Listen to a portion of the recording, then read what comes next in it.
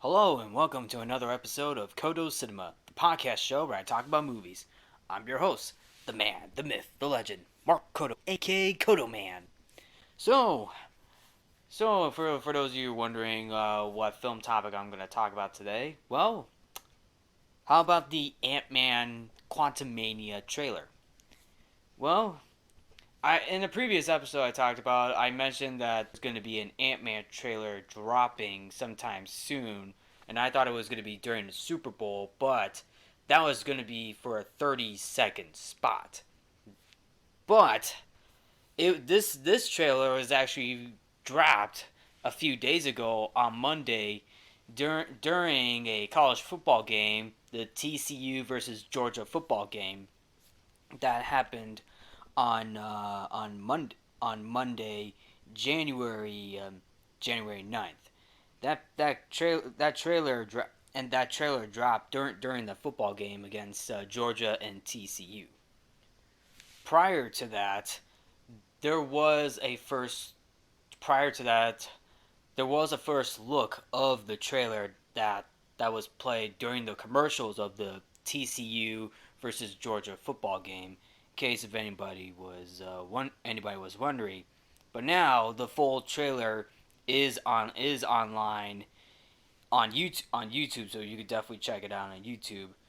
However, I just want to give my full opinion on this trailer.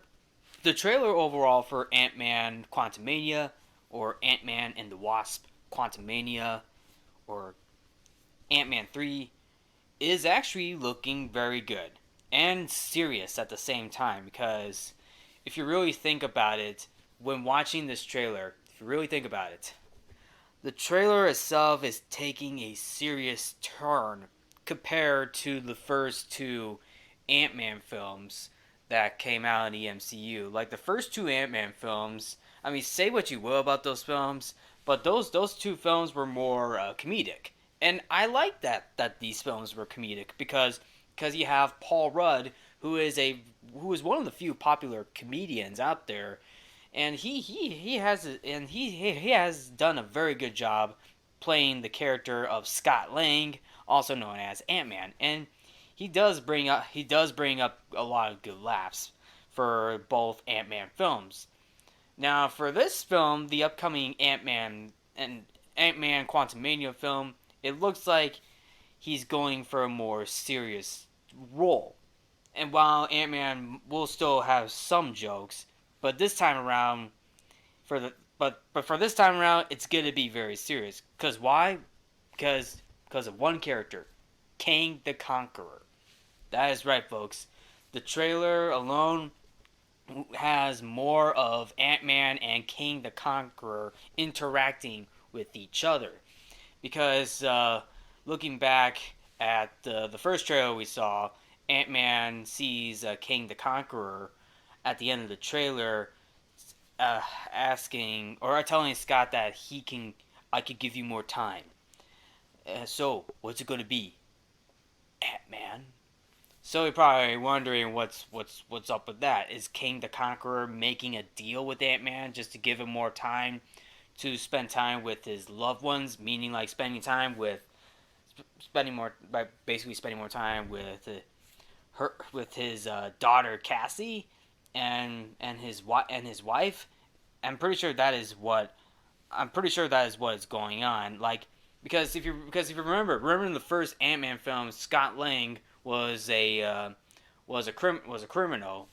His life was a criminal, even though he was more on he did a lot of technician stuff for tech.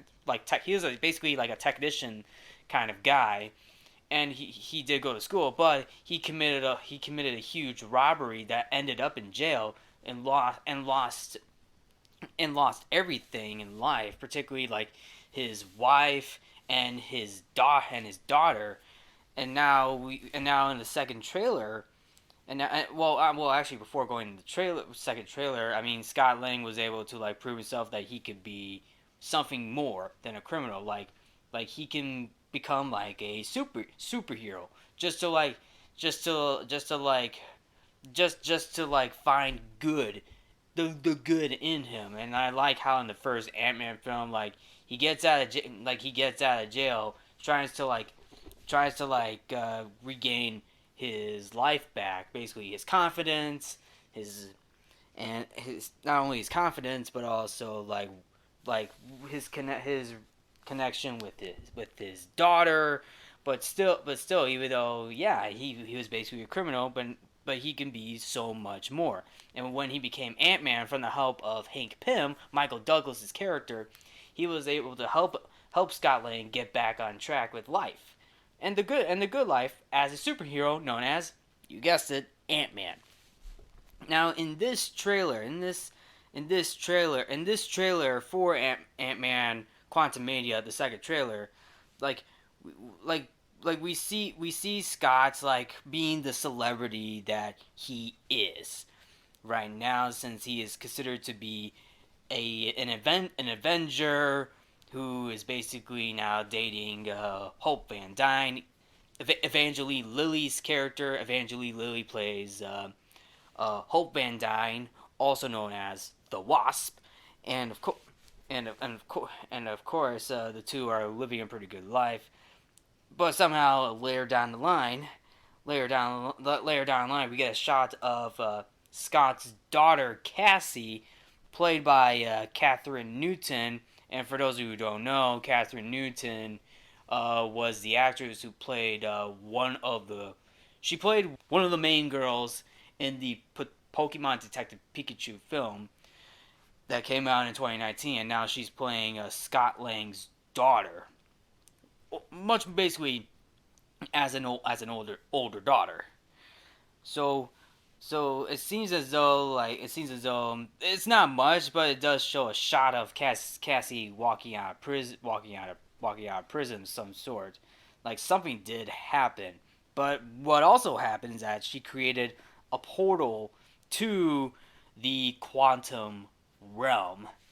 And when Scott, Hope, Hank, and his wife Janet get sucked into the portal, they enter a huge realm. It's basically the quantum realm, or should I say quantum mania realm of some sorts. And I will say this right out of the gate, it's visually spectacular.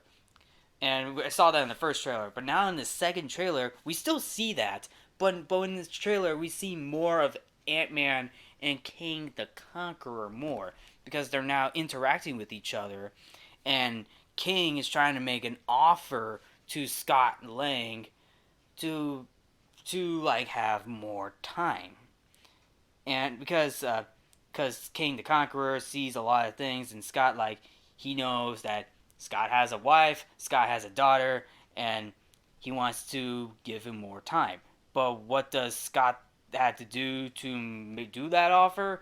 I don't know. I don't know what's the offer that Scott's gonna do. Even though King the Conqueror is giving him that offer, it's kind of like Godfather. You remember in the Godfather, like Vito Corleone tells one of his, I believe it was one of his sons, somebody, Johnny Fontaine, that about this one studio exec who refuses to hire Johnny Fontaine for basically like a Hollywood role, and Vito Corleone tells him, "I'm gonna make him an offer he can't refuse." Basically, basically sending out one of his guys to tell this Hollywood exec to reconsider or rethink this whole decision, or this whole decision. But if not, then, well, an offer he can't refuse. So, if you know what I'm saying. So, the question is, as I mentioned, the question, what's Scott Lang's going to do for that offer? I mean, what's going to happen?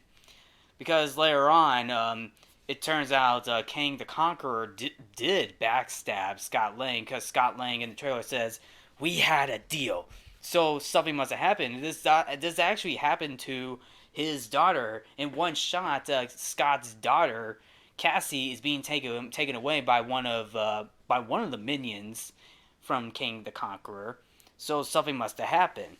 So, and like I said, I don't know what's gonna happen next. What's gonna happen with the offer? What I do know is something may have to be involved with Cassie Lang.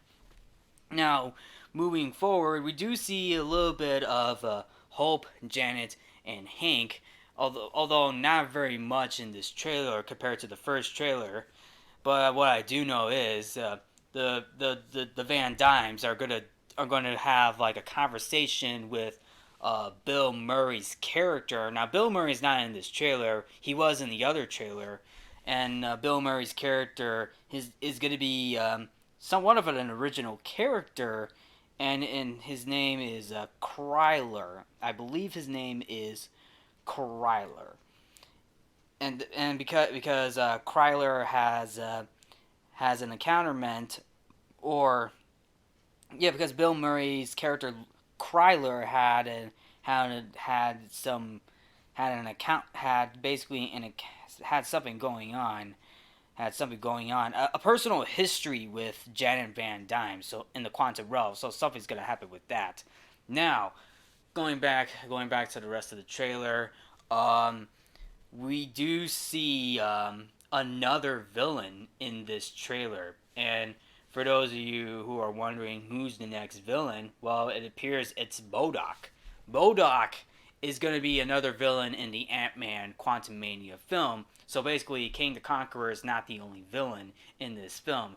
And the guy who's playing MODOK is Corey Stoll, who previously played another Ant-Man villain named Darren Cross, the Yellow Jacket. But the question is this basically Darren Cross as MODOK, or is this somebody else, or is this the George, or is this the George Tarleton, or is this the George Tarleton MODOK, or is it a different kind of MODOK?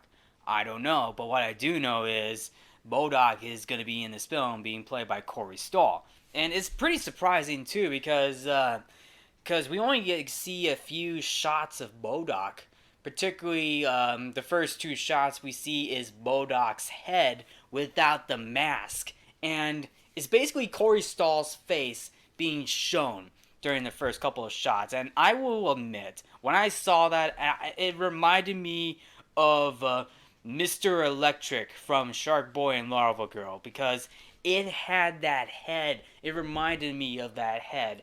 George Lopez's head being CGI'd on this robot with electric whip-like arms, and of course with this part, not Mr. Electricidad, it's not Mr. Electricidad, da da da da da da da da. It's Mr. Electric in the Shark Boy and Lava Girl film. Now in this film, Ant-Man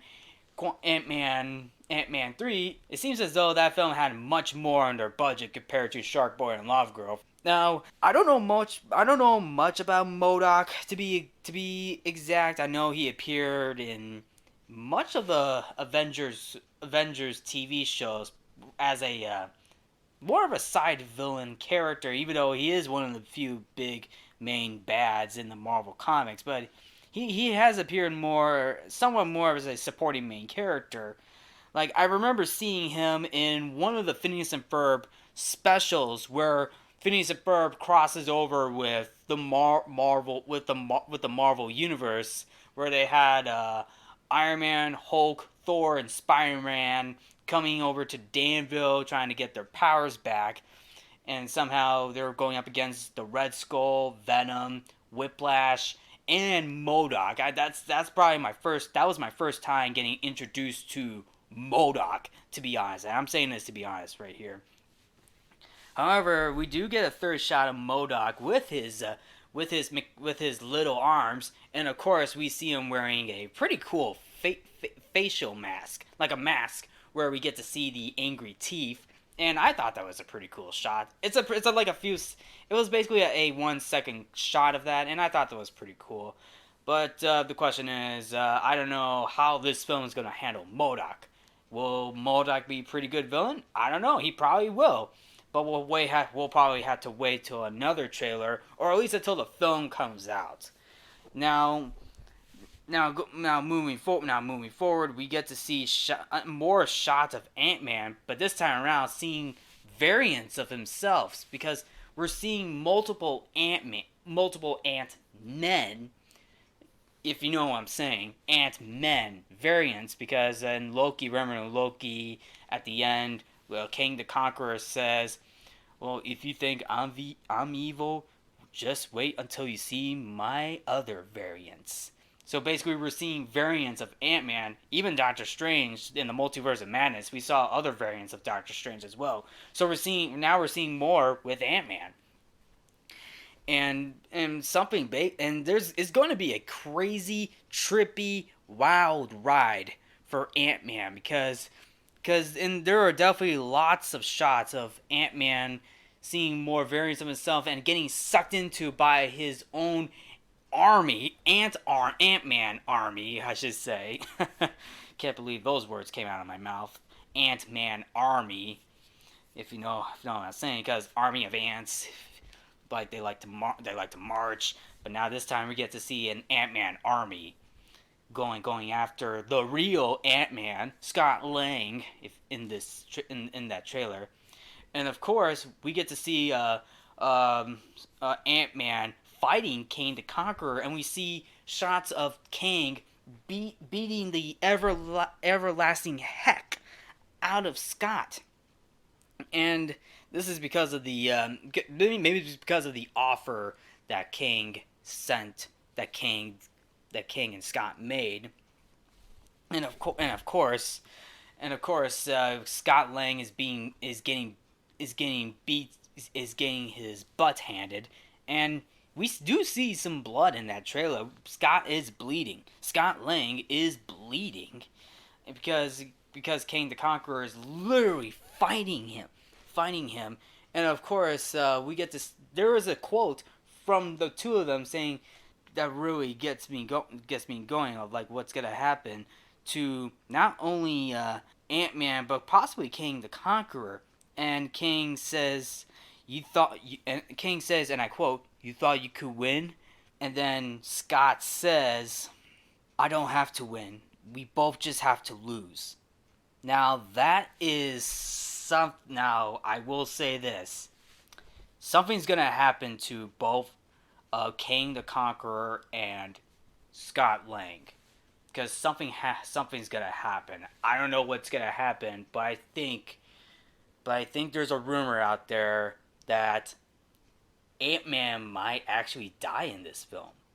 Because if you think about it, in this trailer alone, King the Conqueror is beating up Ant-Man. Even at one point smashes his mask. He smashed Ant-Man's mask, or helmet, I should say. And it kind of foreshadows on what's going to happen to Ant-Man. Is Ant-Man going to die or not? I don't know. I mean, here's the thing. I mean, I don't know if Ant-Man's going to die. But I do know one thing. This film is going to be very serious. It's going to be a very serious film compared to the first two Ant-Man films. And it does set up the future films with Kang the Conqueror, particularly the Avengers Kang Dynasty. And we're going to see more of Kang the Conqueror in the future. I mean, I will say this, Jonathan Majors is playing Kang the Conqueror, and he does a fantastic job. As of now, so far, he's doing a very, very good job playing Kang the Conqueror. He's playing this character as if it was a Shakespearean villain in this film, compared to his role as He Who Remains in episode 6 of Loki, where he was over the top, but at the same time at the same time does a pretty good job of what he was given in terms of the script, but it did leave the door open for his variants to come in. And this is what we're getting. We're getting King the Conqueror in Ant-Man Quantumania. And of course, the trailer ends with Scott saying, "I'm sorry, Cassie," because like I said, I don't know if Scott's gonna meet his doom or not. I mean, I don't know if that's gonna happen in this film. And of course, the trailer ends with not only the title of the film, but also King the Conqueror with his blue mask on, shooting out laser beams from the palm of his hands and while screaming. So basically that's how the trailer ends, right there. And I will say this: this was a very good trailer in a much more serious matter. Now I have seen other trailers from the Marvel Cinematic Universe that that did go for a serious tone, kind of like the second Avengers film, Avengers: Age of Ultron. That was a serious trailer, and of course, I guess you could make the argument of Doctor Strange in the Multiverse of Madness and Avengers in Infinity War as well, and of course, Captain America: The Winter Soldier, among many other trailers as well. Now, Ant-Man Quantumania is going to be the first film in the Marvel Cinematic Universe to kick off Phase 5. So this will be the first film in Phase 5 of the Marvel Cinematic Universe. And I hope this film opens up strong because compared to Phase 4 was, let's just say, hit or miss. And I hope Phase 5 kicks off to a very good start. I just hope Ant-Man Quantumania kicks off to a good start and setting up King the Conqueror for not only this film, but also for future Marvel Cinematic Universe films. So anyway, what are your thoughts on the second trailer for Ant-Man 3? I mean, did you like the trailer? Did you thought the trailer looked interesting? And do you have any other thoughts about this trailer? I mean, please let me know your thoughts. But anyway, that's all I have. Thank you all for tuning into Codo Cinema. I'm your host, Mark Codo, aka Codo Man. Remember to watch movies and stay positive.